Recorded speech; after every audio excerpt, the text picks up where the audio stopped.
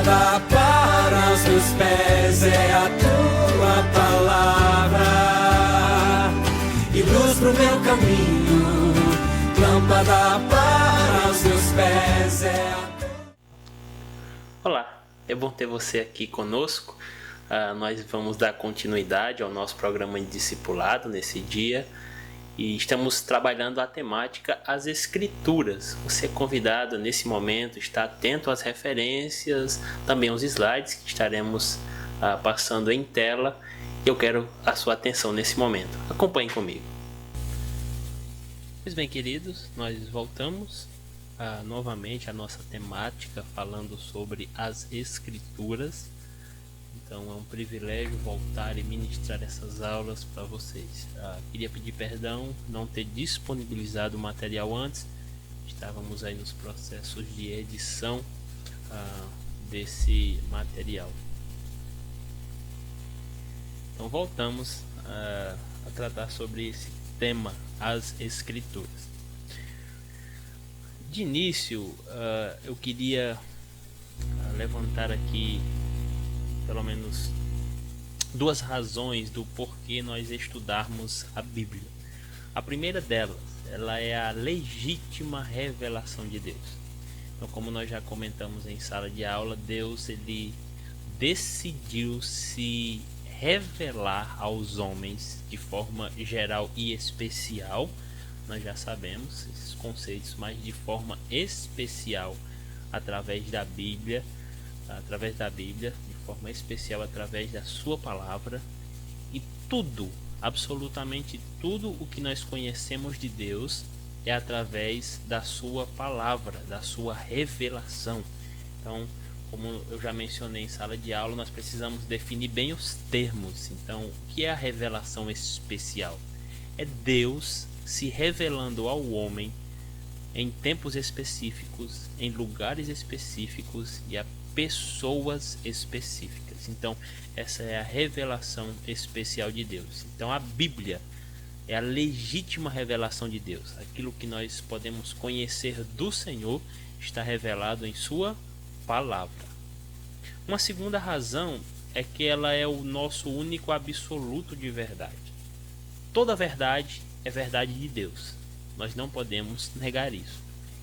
Mas quando nós falamos em absolutos, a palavra de Deus é um absoluto verdadeiro. Se você puder acompanhar comigo, abra aí sua Bíblia em João 17:17. O Senhor Jesus Cristo, ele vai dizer o seguinte, na sua oração sacerdotal: santifica-os na verdade, a tua palavra é a verdade. Então, essa é uma referência que o próprio Senhor Jesus Cristo dá da palavra de Deus. Ela é a própria verdade, a revelação concreta da própria verdade de Deus aos homens. Vamos falar sobre a origem. Nós já discutimos sobre autores, sobre as línguas em que a Bíblia foi escrita, mas é preciso enfatizarmos novamente: ela é a palavra de Deus. É sua revelação escrita aos homens. Sabemos que Deus se revela ou se dá a conhecer também de outras formas, como se deu aos profetas, através de sonhos, de revelações, mas nos últimos tempos ele se deu a revelar-se a nós através das páginas das Sagradas Escrituras. Então, Deus se revela hoje ao homem através da sua palavra, de forma especial e para a salvação. Sabemos que tem uma revelação geral, e aí você deve lembrar da natureza e da própria consciência humana. Deus gravou a sua lei moral na consciência humana, segundo Romanos capítulo 2, verso 15. Então a Bíblia, ela é a palavra de Deus, a sua revelação escrita aos homens. Você deve também lembrar desse conceito de inspiração. Então, o Espírito Santo de Deus inspirou, soprou a palavra a homens santos.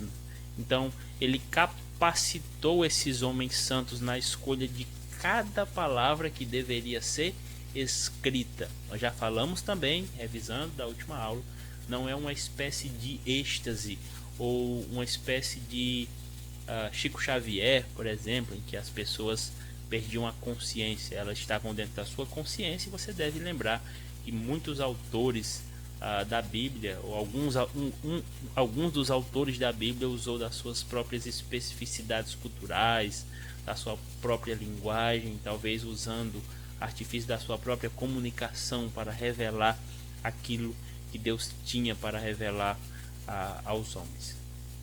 Há 2 versículos que provam aí dentro da própria Bíblia esse processo de revelação de Deus. É 2 Pedro capítulo 1, verso 20 e 21. Então, sabendo primeiramente isto, que nenhuma profecia da Escritura provém de particular elucidação, ou seja, não é que o homem queira e ele acordou em um dia aí e quis, recebi uma revelação, então aqui eu vou escrever e vou acrescentar a Bíblia. A própria Bíblia diz: nenhuma profecia da Escritura provém de particular elucidação humana, porque nunca, jamais qualquer profecia foi dada por vontade humana, ou seja, é o próprio Deus que se revela da forma como ele quer se revelar. Entretanto, homens santos, homens separados, falaram da parte de Deus, movidos pelo Espírito Santo. Lembra do conceito de inspiração.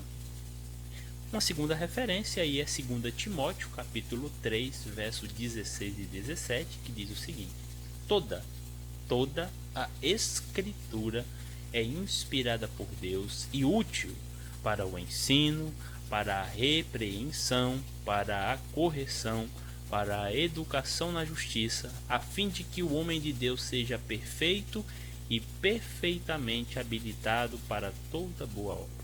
Qual o significado de perfeito nesse versículo? Não é que lendo a Bíblia ou entendendo a Bíblia nós sejamos pessoas perfeitas e impecáveis. Pelo contrário, lendo a Bíblia nós entenderemos a nossa depravação, o nosso estágio pecaminoso, a nossa natureza caída. O que Paulo escreveu a Timóteo aí quer dizer o seguinte: que o homem de Deus ele seja aperfeiçoado, seja maduro, e por sua maturidade ele seja habilitado para realizar a obra do Senhor. Já que a Bíblia ela é a própria palavra de Deus, inspirada por Deus, ela tem autoridade sobre nós. E o que isso significa? Então, a autoridade das Escrituras significa que todas as palavras das Escrituras são palavras de Deus. Se nós entendemos que isso aqui que temos em mão é palavra de Deus, então todas as palavras foram dadas por Deus para o nosso ensino. Então as Escrituras são palavras de Deus, de modo que não crer em alguma palavra da Bíblia ou desobedecer a ela é não crer em Deus ou desobedecer a sua autoridade. Isso aqui é uma primeira aplicação para nós nesse dia. Então, entendendo que a Bíblia é a autoridade em nossas vidas, é a autoridade suprema de Deus para as nossas vidas, desobedecer essa palavra, não dar o crédito devido, não dar a devida atenção semanal, diária a essa palavra, é dar descrédito a Deus. Lembra? Ela é a revelação de Deus. Então Deus ele quis se revelar a nós em 66 livros, e somente em 66, e isso é suficiente para nós, para nossa salvação. E por se revelar dessa forma, ela tem autoridade sobre as nossas vidas, se já fomos regenerados por Ele, se já somos novas criaturas em Jesus Cristo. Então a Bíblia ela é autoridade em nossas vidas, de forma que rejeitar os seus ensinamentos, desobedecer aos seus ensinamentos, é uma desobediência clara à pessoa do próprio Deus, o Senhor que revelou essa palavra para nós. Vamos falar sobre estrutura. Então, na última aula nós também tocamos nesse assunto e falamos sobre essa estrutura. A Bíblia ela está dividida basicamente em 2 testamentos, Antigo e Novo Testamento. Deus quis se revelar numa antiga aliança e quis se revelar também numa nova aliança. Qual é mais importante? As duas são importantes. Pergunte a um passarinho se ele puder responder. Qual das suas asas é mais importante? As duas são importantes.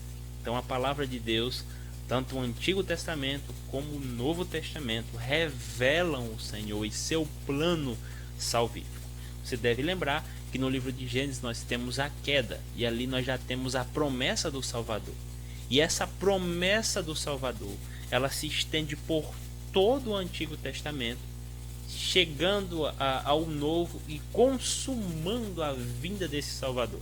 Lembra lá de Efésios, capítulo 4, verso 4?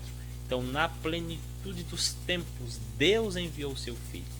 Então, Deus já vinha preparando toda a história e revelando, mesmo que em forma de sombras, Jesus Cristo, o seu Cordeiro Pascal, aquele que viria para ser a extinção de todos os sacrifícios do Antigo Testamento, sendo ele o próprio sacrifício, o Cordeiro imaculado do Senhor. Então, vamos voltar aí ao tema da estrutura, falando sobre o Antigo Testamento. Nós temos aí basicamente 5 estruturas. Nós temos os livros da lei, que compreende de Gênesis a Deuteronômio, foram aí livros escritos por Moisés, falando sobre a história dos patriarcas, a peregrinação do povo no Egito, no deserto, falando da conquista também da cidade ou de Canaã, aquela região ali de Israel. Nós temos os livros históricos, começando de Josué até o livro de Esther, também que fala sobre essa conquista do povo hebreu na terra de Canaã. Nós temos os livros poéticos, começando de Jó até o livro de Cantares. Você deve lembrar de Salmo, que os salmos basicamente eram hinos cantados pelo povo hebreu. Você tem os profetas maiores, que são de Isaías a Daniel, são os profetas que falaram sobre a idolatria do povo e como Deus julgaria. E de fato aconteceu aquilo que Deus disse que ia fazer, aconteceu ao povo de Israel através desses profetas. Você deve lembrar de Isaías, deve lembrar de Jeremias. Jeremias é chamado de profeta chorão, justamente por isso ele lamenta bastante a situação do povo, ele lamenta tremendamente a situação espiritual que o povo de Israel passou nesse período.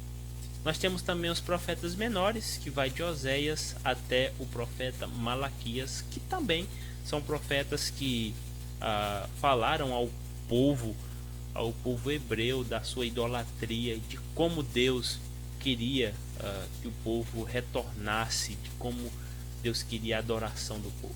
À sua direita aí você está vendo não o alfabeto, mas escritos hebraicos, era a língua em que foi escrito o Antigo Testamento. Isso aí são fragmentos, talvez cópias, quarto século ou quinto século, talvez antes. Isso aí são letras hebraicas. E só um detalhe, esqueci aí de falar sobre os anos de silêncio. O que foram esses anos de silêncio? Depois que o cânon do Antigo Testamento, ou os livros do Antigo Testamento, foram todos escritos, Deus cessou de revelar. Ou seja, Deus não revelou nada escrito a nenhum profeta. Então, esses anos de silêncio é os anos que compreendem de Malaquias até o Evangelho de Mateus. Então, o Evangelho de Mateus é revelação do Senhor. Então, são 400 anos de silêncio, como nós chamamos, o período interbíblico, onde Deus não revelou, onde Deus não se revelou através de profecia escrita, através de escritos. Vamos continuar falando sobre estrutura.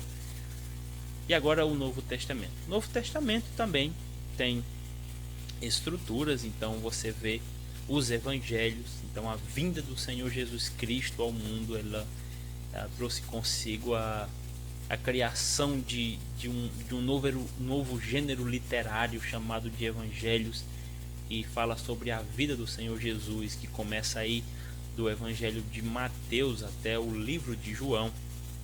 Nós temos a história da igreja através escrita por Lucas no livro de Atos dos Apóstolos. Alguns querem denominar como Atos do Espírito Santo. Nós temos ali em Atos 2 a descida do Espírito Santo na festa de Pentecostes, e aí temos o Espírito Santo trabalhando através do ministério dos apóstolos. Então algumas pessoas tendem a denominar sobre como Atos do Espírito Santo. Nós temos as epístolas paulinas, que começa de Romanos a Filemon. São epístolas ou cartas muitas vezes circulares que circulavam uma determinada região. Outras eram para igrejas bem específicas, como a igreja em Roma, carta aos Romanos, as duas cartas escritas para a igreja de Corinto. Então, por exemplo, a Galácia, carta aos Gálatas, então foi uma carta circular que possivelmente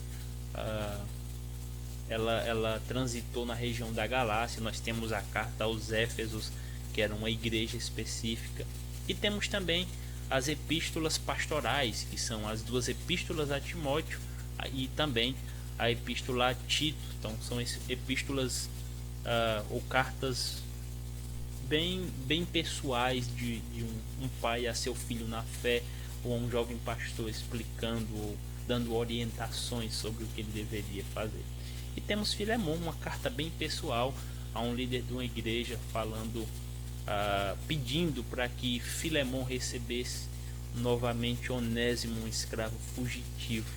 Nós temos as epístolas gerais aí de Hebreus a Judas, aí entra as epístolas de Pedro, as epístolas de João e Judas, e não confunda esse Judas com Judas Iscariotes. Esse Judas aí é provavelmente um meio-irmão de Jesus, juntamente com Tiago, que era também um meio-irmão de Jesus, que também escreveu uma epístola para a igreja em Jerusalém. E temos, por fim, um livro profético, que é o livro de Apocalipse, falando sobre a revelação dos últimos dias.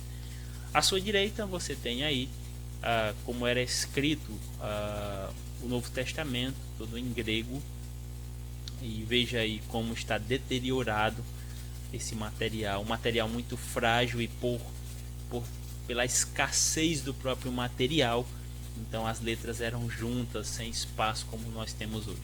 Uma diferença, deixe-me voltar, na estrutura do Antigo Testamento, a escrita era da direita para a esquerda. Quando nós chegamos na estrutura grega, segue-se a nossa estrutura normal, como nós escrevemos, da esquerda para a direita. Então essa é a estrutura do Novo Testamento, Antigo e Novo Testamento, e da própria Bíblia. Apesar de ser composta em um período de aproximadamente 1500 anos, por aproximadamente 40 autores, e lembre, de culturas diferentes, profissões diferentes. Você deve lembrar de Paulo, que construía tendas, Pedro, que era pescador, Lucas, médico.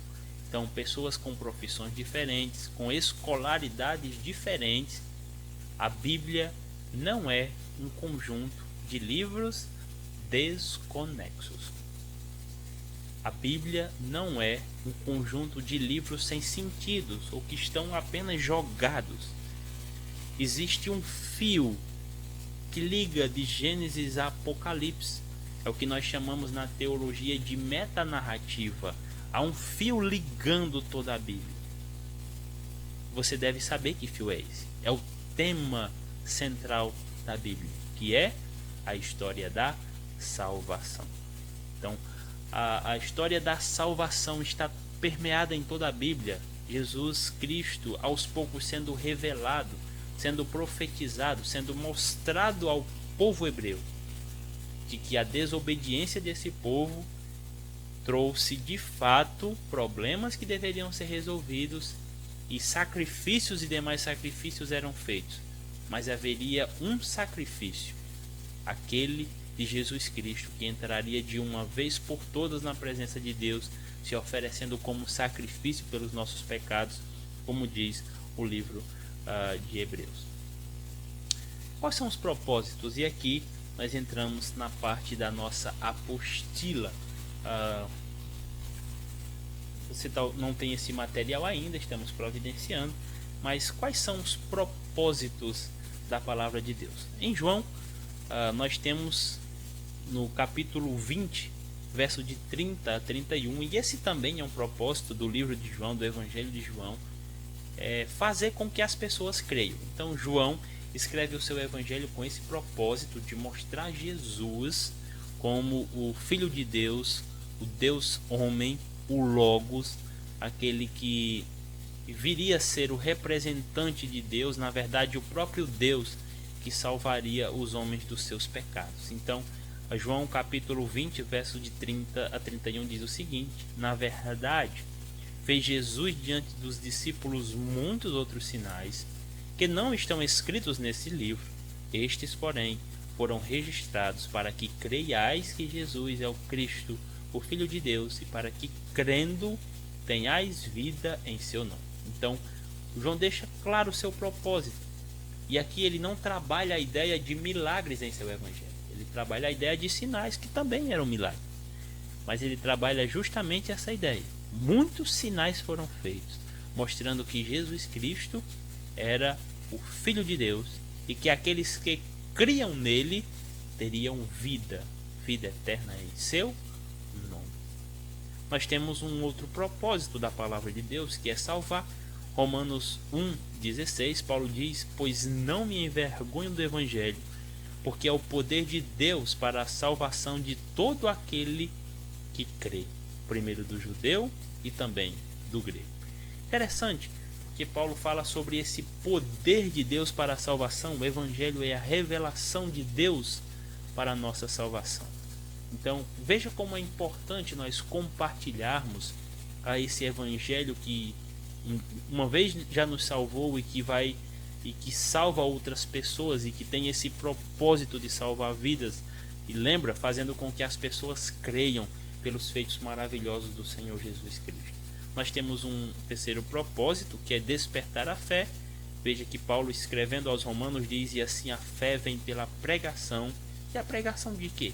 Da palavra de Cristo, da palavra revelada de Deus. Ela tem um propósito também de nos ensinar. E esse aí foi o desafio que nós deixamos na nossa última aula, de decorar esse verso 15 de Romanos, o capítulo 15, na verdade, do livro de Romanos, o verso 4, que diz: pois tudo quanto outrora foi escrito, para o nosso ensino foi escrito. Então Deus se revela e revela o seu propósito para nós, revela o propósito das Sagradas Escrituras para a nossa vida, que é nos ensinar, a fim de que pela paciência e pela consolação das Escrituras tenhamos esperança. Então são esses os propósitos da palavra de Deus. Muitos outros poderiam ser mencionados, mas aí nós separamos esses 4 propósitos da palavra do Senhor. E seus efeitos na nossa vida? Então ela nos ilumina. Você deve lembrar também, já trabalhamos esse conceito em sala de aula, que a iluminação ela é um ato sobrenatural do Espírito Santo de Deus, em abrir os nossos olhos para que não apenas entendamos, mas apliquemos a palavra de Deus à nossa vida, entendendo que essa revelação, uma vez salvos, que essa revelação do Senhor nos motiva a termos um viver diferente e nos ilumina para que a nossa vida seja temperada como sal, como diz o livro de Mateus no capítulo 5, verso 13. Então ela nos ilumina. Observe comigo o Salmo 119, 105. Esse é um salmo excelente. Esse verso é um verso excelente para que possamos também decorar depois. Então o verso diz: lâmpada para os meus pés é a tua palavra e luz para os meus caminhos. É a palavra de Deus que nos ilumina. É a palavra de Deus que nos ajuda a entender onde estamos pisando, muitas vezes quais atitudes devemos tomar em determinados momentos. Então ela é lâmpada para os nossos pés, ela ilumina o nosso caminho, como devemos andar e como devemos nos portar diante da sociedade. Ela purifica. De que maneira poderá o jovem guardar puro o seu caminho? Como nós devemos guardar puro o nosso caminho? Onde nós encontramos esse poder? Observando conforme a palavra de Deus, Salmo 119, 9. Então, como nós podemos guardar puro, termos uma vida santa em Deus, com Deus, observando conforme a palavra dele nos revela que devemos andar. Ela também nos dá crescimento. Veja aí 1 Pedro 2:2, desejai ardentemente, como crianças recém-nascidas, Pedro escrevendo, o genuíno leite espiritual, a palavra de Deus, para que por ela vos seja dado crescimento para a salvação. Então, quando nós somos salvos e transformados, nós desejamos ardentemente aproveitar da palavra, aplicá-la aos nossos corações. Então, desejemos a palavra do Senhor para que tenhamos crescimento espiritual na nossa vida, para que cresçamos na graça e no conhecimento do Senhor Jesus Cristo. Ela nos defende. E defende de quê? Das ciladas de Satanás, das tentações. Veja, tomai também o capacete da salvação. A salvação deve estar muito clara na sua mente, muito fixa. Você deve ter essa certeza muito clara, não pelo que você faz, mas pelo que Jesus fez na sua vida, por você e por quem Ele é, o Deus homem que veio nos salvar. Nós não podemos perder isso de vista em nenhum momento. Ele é o Deus homem, Ele veio nos salvar, e por mais que pequemos, o seu sacrifício é suficiente. Mas observe, todo pecado tem consequência. E eu não estou falando que nós devemos ter uma vida desordenada. Romanos capítulo 6 diz: permaneceremos no pecado para que a graça seja mais abundante? Paulo responde: de modo nenhum. Então, por mais que muitas vezes cometamos pecado e que o Espírito certamente vai nos incomodar, mas a palavra de Deus nos defende de uma má consciência que por vezes Satanás nos acusa. Tomai também o capacete da salvação, que a salvação esteja muito clara na sua mente, que você possa ter muito claramente essa certeza. E a espada do Espírito, a palavra de Deus, é a espada do Espírito, que é a palavra do Senhor ao final do versículo de Efésios 6,17. A espada do Espírito é a palavra de Deus, é com ela que nós nos defendemos, mas também atacamos.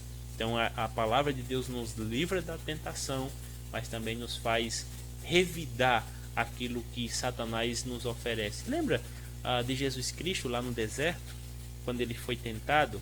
Sabe com que ele se defendeu? Com a palavra de Deus.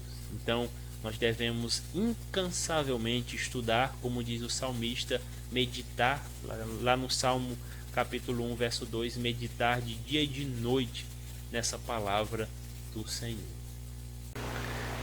Pois bem, queridos, estamos já nos momentos finais da nossa aula e antes de terminarmos eu queria mencionar algo.